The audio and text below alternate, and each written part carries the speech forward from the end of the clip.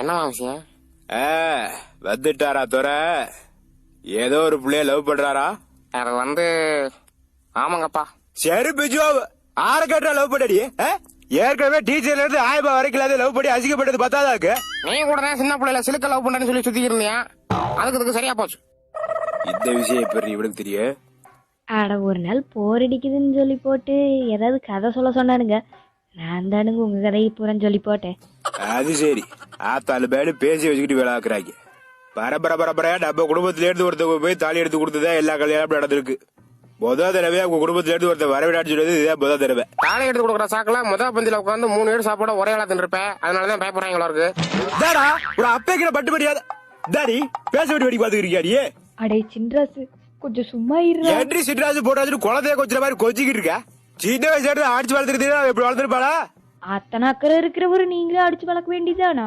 திருப்பி அடிச்சு போடுவான்னு பயந்துதானே சும்மா இருந்தீங்க. கதைப்படி நான் தான் கவுண்டரு. ஆனா எனக்கு மேல இவ கவுண்டர் அடிச்சுக்கிட்டு இருக்கா. சரி, பாஸ்ட் இஸ் பாஸ்ட், அதெல்லாம் விடு. நான் அந்த பப்ளிக்கு வாக்கு கொடுத்துருக்கேன்.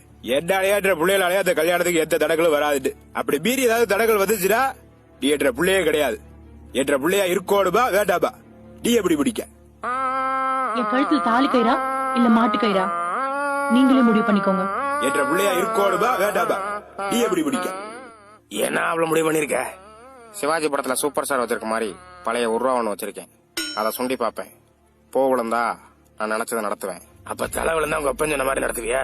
இல்ல, அப்பவும் நான் நினைச்சதை நடத்துவேன். அப்புறம் எதுக்கு சுண்டி பாத்துக்கிட்டு புல்லட் எடுத்துட்டு புடுப்புடுன்னு கிளம்பாப்ல?